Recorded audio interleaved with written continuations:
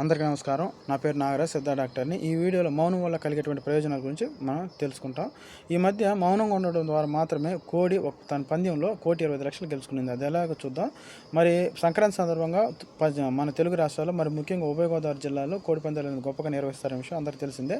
ఈ సంవత్సరం కూడా 2025 పశ్చిమ గోదావరి జిల్లాలో భీమవరపట్నంలో ఒకేసారి ఒక్కొక్క కోడి పైన 25,00,000 పందెం పెట్టి 5 కోళ్ళు ఒకేసారి ఒక గిరిలో విడిచిపెట్టడం జరుగుతుంది. ఆ యొక్క పోటీలో గెలుచుకున్నటువంటి కోడి ప్రైజ్ మనీ ఎంత అంటే 1,20,00,000. మరి ఒకేసారి విడిచిపెట్టడం వల్ల ఆ 5 కోళ్ళలో ఒక కోడి మాత్రం మొదటి నుంచి ఆ గిరి అంచులో నిలబడుకొని ఈ పోటీ నాది కాదు అన్నట్టుగా మౌనంగా ఉండిపోవడం జరుగుతుందన్నమాట. మిగిలిన 4 కోళ్ళు మొదటికి 2 కోడి పోట్లాడుకుంటే అందులో ఒక కోడి చనిపోద్ది.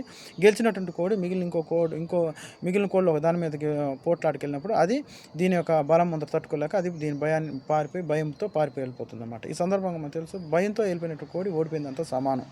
మరి ఇక్కడ ఏం జరిగింది, ఒక కోడి చనిపోయింది, ఒక కోడి భయంతో పారిపోయింది. మిగిలిన 3 కోళ్ళు ఉన్నాయి. ఆ 3 కోళ్ళలో మౌనంగా ఉన్న కోడి మౌనంగానే గిరి అంచులో నిలబడుకుంది. మిగిలిన ఈ 2 కోళ్ళు మళ్ళీ తీవ్రంగా పోట్లాడడం వల్ల గాయాలపై 2 కూడా గిరిలో చనిపోవడం జరుగుతుంది. ఆ యొక్క చివరికి ఆ మౌనంగా ఉన్నటువంటి కోడే 1,20,00,000 ప్రైజ్ మనీగా గెలుచుకుంటుంది. ఈ సందర్భంగా మనం తెలుసుకోవాల్సిన విషయం ఏంటంటే, మనం ఇంత పెద్ద శరీరం కలిగిన మనిషి కాల్లో చిన్న ముళ్ళు గుచ్చుకుంటేనే విలవిల్లాడిపోతాడు. ఒక అనారోగ్యం వల్ల కావచ్చు, ప్రమాదాల వల్ల కావచ్చు, శరీరంలో అవయవాలకి కలిగేటువంటి గాయాల వల్ల మనిషి ఎంతో విలవిల్లాడిపోతాడు, ఎంతో బాధను అనిపిస్తాడు. మరి మనం ముందరే ఆ యొక్క ప్రాణం ఉన్నటువంటి కోడి ఆ యొక్క గాయాలవుతా, రక్తం కార్చుకుంటా, అవయవాలు తెగి కింద పడతా, చివరికి గిజగిజగా తన్నుకుంటూ ప్రాణాలు విడిచిపెడతా ఉంటే మనం చూసి ఆనందించడం అనేది ఎంతవరకు మానవత్వం అనిపించుకుంటుంది మనం ఆలోచించాల్సిన విషయం. తర్వాత రెండవదిగా మౌనం వల్ల మాత్రమే ఆ కోడి 1,25,00,000 గెలుచుకున్నది. ఈ సందర్భం మనం తెలుసుకున్న విషయం ఏంటంటే, మనం మనుషుల మధ్య, సమాజంలో, కుటుంబంలో, స్నేహితుల మధ్య, భార్యాభర్తల మధ్యలో అనేక సందర్భాల్లో కొన్ని మనస్పర్ధలు వస్తాయి, గొడవలు జరుగుతాయి, అనుకూలంగా లేనటువంటి పరిస్థితులు వస్తాయి. అలాంటి సందర్భంలో ఎదుటి వ్యక్తి మనల్ని రెచ్చగొట్టేటప్పుడు మాట్లాడినప్పుడు, కోపం కలిగించే మాటలు మాట్లాడినప్పుడు, మనకి ఇబ్బంది కలిగించేటప్పుడు కూడా ఆ వ్యక్తి అలాంటి వ్యక్తి అని తెలిసి, లేదంటే అనవసరంగా మాట్లాడుతున్నట్టు తెలిసి కూడా మనం ఆ వ్యక్తితో గొడవ పడడం వల్ల ఉపయోగం లేదు. కానీ ఆ సందర్భంలో మనం ఎమోషన్స్, మనకు కలిగేటువంటి భావోద్వేగాలను ఆ అవతల వాళ్ళతో పాటు మనం కూడా కోపడకుండా మనలో కలిగే భావోద్వేగాలను అంచుకొని ఒక స్థిరమైనటువంటి బలమైనటువంటి మానసిక ఆరోగ్యం కలిగి మౌనంగా ఉండడం అనేది చాలా ఉత్తమమైనటువంటి పని. ఎందుకంటే అది మనం మాట పెంచుకొని ఆ గొడవ పెద్ద చేసుకోవడం వల్ల అది ఇంకో స్థితికి వెళ్ళిపోతుంది. అప్పుడు ఆ యొక్క పరిస్థితులు అనేవి తీవ్రంగా ఉంటాయి అన్నమాట. కాబట్టి మనం దాన్ని ఆపగలిగిన వాళ్ళు, మౌనం వల్ల ఆపగలిగిన వాళ్ళు అవుతాం. ఈ సందర్భంగా అందువల్ల అంటారు పెద్దవాళ్ళు, యుద్ధంలో గెలుపొందినవాడు విజేత. మరి ఆ యుద్ధాన్ని జరగకుండానే ఆపినవాడు మహావిజేత. అదే మంచిది పద్ధతి అనమాట. ఆ తర్వాత ఈ సందర్భం ఇంకో విషయం ఏంటంటే, మౌనంగా ఉన్నటువంటి ఆ కోడి 1,20,00,000 గెలుచుకునిందంటే ఇది మామూలుగా ఒక పక్క మౌనం, ఇంకో పక్క ఏంటంటే అది తన వరకు ఆ యొక్క మిగిలిన కోళ్ళు రాలేదు కాబట్టి, తనతో పోటీకి రాలేదు కాబట్టి, తన మీదకి రాలేదు కాబట్టి మౌనంగా ఉండేది. ఒకవేళ వచ్చి ఉంటే అది ఖచ్చితంగా ఆ ఎదుటి దాని ప్రాణాలు తీయడానికైనా సరే, తన ప్రాణాలు పోగొట్టుకోవడానికే సిద్ధంగా ఉండేది.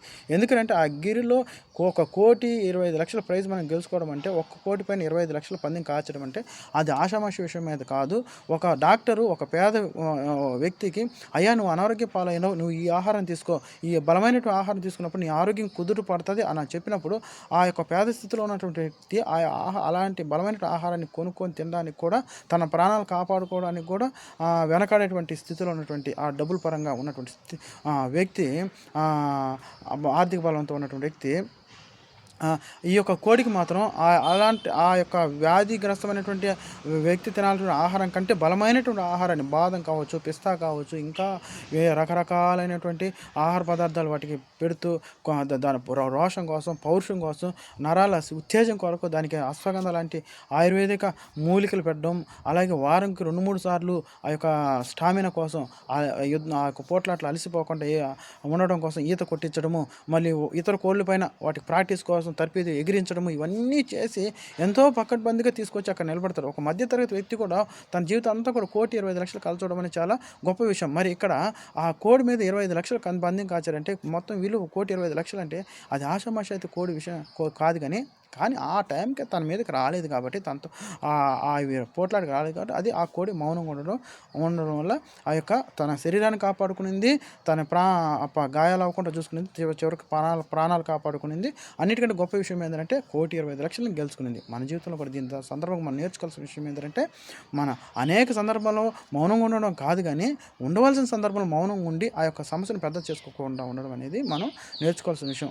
మౌనంగా కొన్ని సందర్భాల్లో ఉండకూడదు. ప్రమాదాలు ఇప్పుడు మౌనం అనేది అన్ని సందర్భాలు ముఖ్యమైన అది మంచిది కాదు. ఎందుకంటే ప్రమాదం జరిగింది. ఆ ప్రమాదంలో కొంతమంది గాయాలు రోడ్డు ప్రమాదం జరిగింది. నాకెందుకు నేను నా దారిని వెళ్తాను, నాకెందుకు అనేది అక్కడ మౌనంగా ఉండడం మంచిది కాదు. మనం ఏం చేయగలో చేసి ఒక వ్యక్తుల యొక్క ప్రాణాలని వ్యక్తులు కావచ్చు ప్రాణాలను కాపాడాలి. ఆ పరిస్థితులు మనం ఖచ్చితంగా చేయాలి. అదేవిధంగా ఒక రచ్చ జరిగేటప్పుడు, ఒక ఇద్దరు మధ్యలో మనుషులు జరిగేటప్పుడు దానికి ఆ రచ్చకి అసలు మూల కారణం ఏంది అనేది నిజం నీకు తెలిసినప్పుడు ఆ నిజం చెప్పడం వల్ల ఏదో ఒక వ్యక్తి బాధపడతారు, లేదంటే ఇంకో ఏదైనా జరుగుతుంది. ఇది నేను అనుకున్న నాకు ఇష్టమైన వ్యక్తి బాధపడతారు, లేదంటే ఇంకేదైనా నాకు చెడ్డ పేరు వస్తుంది అనేది ఆలోచన చేయకుండా అసలు ఆ గొడవకి మూల కారణం ఏంది అనేది ఖచ్చితంగా ధైర్యంగా వెళ్ళి అదో ఈ మీరు పడే గొడవకి ఇది నిజమైన కారణం, ఇది ఎందుకు రచ్చబడుకుంటున్నారు, ఈ తప్పు వల్ల ఇది జరిగింది అనేటువంటి ఆ యొక్క నిజాన్ని అక్కడ చెప్పి ఆ గొడవను ఆపగలగాలి.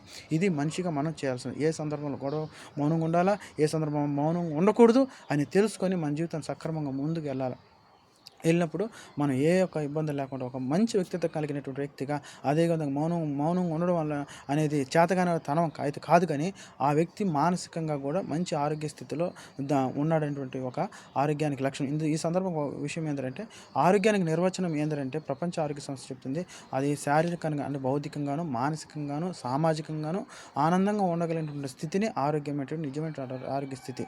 ఆ యొక్క శారీరకంగా ఎంత ఆరోగ్యంగా ఉండో మానసిక ఆరోగ్యం కూడా ఎదుటివారు ఈ విధంగా చేసినప్పుడు ఇబ్బంది పాలు చేసినప్పుడు అనవసరం మాట్లాడి మౌనంగా ఉండడం అనేది ఆ వ్యక్తి యొక్క మానసిక బలాన్ని తెలియజేస్తుంది. కాబట్టి ఈ సందర్భం నేను చెప్పేది మరొకసారి, ఉండాల్సిన సందర్భం మౌనంగా ఉండడం అనేది చాలా మంచిది.